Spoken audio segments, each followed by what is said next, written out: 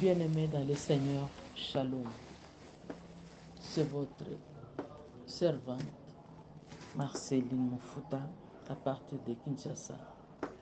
Je suis la facilitatrice de notre méditation de ce matin, mercredi 13 mars 2024. Nous allons partager les livres de l'Épître de Jean au chapitre 15, versets 18 à 27. Nous prions.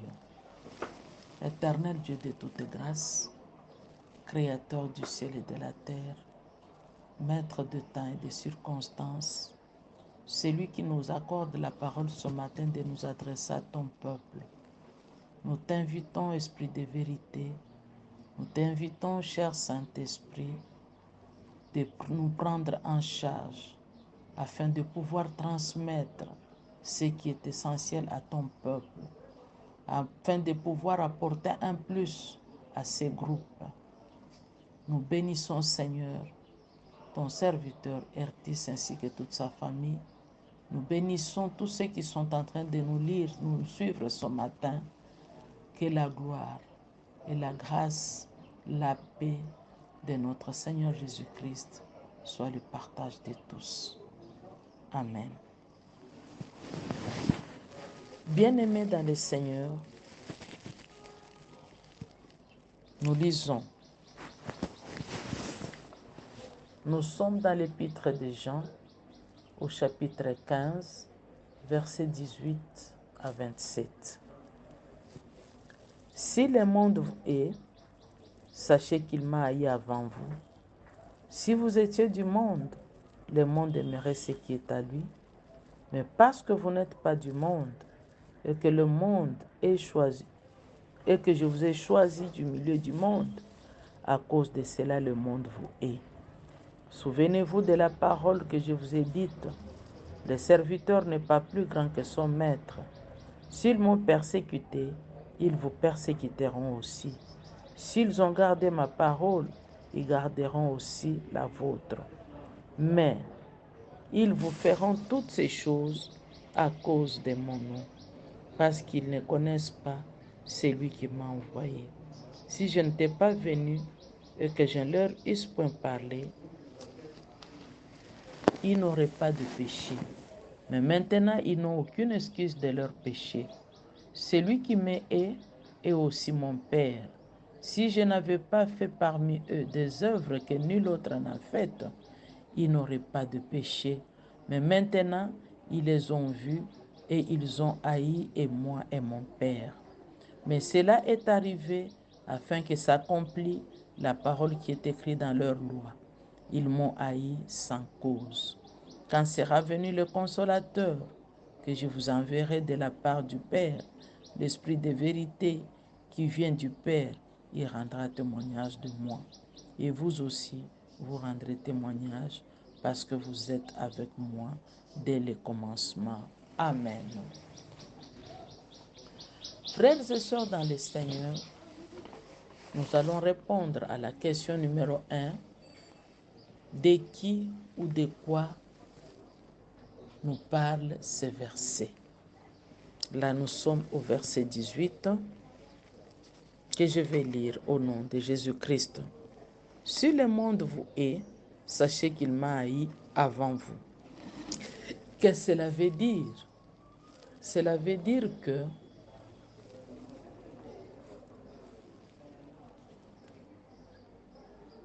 pour revenir à la question de quoi ou de qui parle ce verset nous parle de l'attitude du monde par rapport à la parole de Christ ou à la parole de Dieu. Christ est venu afin que les brebis aient la vie et la vie en abondance. Mais le monde n'a pas cru en lui. Et c'est le combat en tant que chrétiens que nous menons tous les jours de notre vie pour pouvoir dépeupler le camp de l'ennemi et dépeupler le camp de l'ennemi et peupler le camp de Dieu. Et la septième question, quelle vérité Dieu me révèle-t-il? En ce qui concerne les vérités qui nous sont révélées dans ces passages, nous prenons le verset 20 qui nous dit: Souvenez-vous de la parole que je vous ai dite. Le serviteur n'est pas plus grand que son maître. S'ils m'ont persécuté, ils vous persécuteront aussi. Et s'ils ont gardé ma parole, ils garderont aussi la vôtre. En tant qu'élu, en tant qu'appelé de Christ, comme Jean 15, 16 nous dit, c'est moi qui vous ai choisi, je vous ai établi, afin que vous portiez du fruit et que votre fruit demeure. Nous n'allons pas lâcher à notre appel. Nous devons aller avec notre mission jusqu'à bout. Nous devons aller jusqu'à l'extrémité de la terre, annoncer la parole de Dieu, car il a dit: je suis venu afin que les brebis aient la vie et la vie en abondance. Une deuxième vérité est le verset 22. Celui qui a écouté la parole de Dieu et ne l'a pas reçue est coupable devant Dieu. Nous sommes appelés à accomplir notre mission. Nous sommes appelés à porter notre parole partout où nous devons nous retrouver. Car il dit: partout où vous entrerez, si on vous reçoit, laisse que ma paix demeure. Et si on ne vous reçoit pas, époussiétez la poussière de vos pieds et laissez, sortez. Oui, nous sommes appelés à accomplir notre mission. La troisième vérité nous conduit dans le verset 23, où il dit: celui qui me hait est aussi mon Père. Le Saint-Esprit et celui qui déteste Jésus-Christ déteste aussi son Père qui l'a envoyé, car ils sont un. Et la quatrième vérité est au verset 26, il dit: quand sera venu le Consolateur, que je vous enverrai de la part du Père, l'Esprit de vérité qui vient du Père, il rendra témoignage de moi. À tous ceux qui l'ont reçu, à ceux qui ont cru en son nom, il leur a donné le pouvoir de devenir enfants de Dieu, lesquels sont nés de nouveau. Amen. Au travers de ces quelques vérités nous énumérées si haut, je voudrais faire un petit résumé de la lecture que nous avons faite. Frères et sœurs dans le Seigneur, je voudrais nous rappeler que nous sommes dans ce monde, que nous dit Galates 5, 19 jusqu'à 22. Il dit ceci: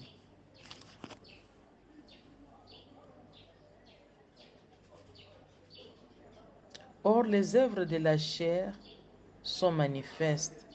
Ce sont l'impudicité, l'impureté, la dissolution, l'idolâtrie, la magie, l'inimitié, les querelles, les jalousies, ainsi de suite. Voilà les combats que nous, en tant que chrétiens, nous avons à mener sur cette terre. Ce qui veut dire que nous devons dépeupler le camp de l'ennemi pour peupler le camp de Dieu. Je sais que nous serons tous haïs. Imaginez-vous que j'étais adultère. J'avais des compagnons, j'avais des amis dans ce monde-là. Et les jours que je reçois Christ comme Seigneur et Sauveur de ma vie, toutes ces personnes ne m'aimeront pas. Ils chercheront à ce que je reste dans mes anciennes habitudes. Or, Christ est venu pour nous libérer, pour nous sortir du monde, afin que nous nous attachions à lui. Ainsi, je voudrais nous demander, frères et sœurs dans le Seigneur, que nous devons aller avec notre mission jusqu'à bout. Nous devons manifester notre gratitude envers celui qui nous a choisis, envers celui qui nous a établis, envers celui qui nous a mis à part, envers celui qui a dit que nous puissions porter du fruit et que notre fruit demeure. Ne nous fatiguons pas d'annoncer la bonne nouvelle. Ne nous fatiguons pas d'aller vers les âmes pour les amener à Christ. Ne nous fatiguons pas d'annoncer la bonne nouvelle parce que lui-même, notre modèle, notre exemple, il a dit, allons jusqu'à l'extrémité de la terre, annoncer la bonne nouvelle. Nous devons accomplir notre mission, nous devons faire la volonté de notre Dieu et nous devons manifester notre gratitude envers celui qui nous a créés, envers celui qui nous a aimés, envers celui qui nous a établis, envers celui qui nous a mis à part. Il a dit à Matthieu chapitre 28, verset 19, « À l'effet de toutes les nations des disciples, les baptisant au nom du Père, du Fils et du Saint-Esprit, et enseignez-leur à observer tout ce que je vous ai prescrit, et voici, je suis avec vous tous les jours jusqu'à la fin du monde. » Christ est avec nous tous les jours jusqu'à la fin du monde.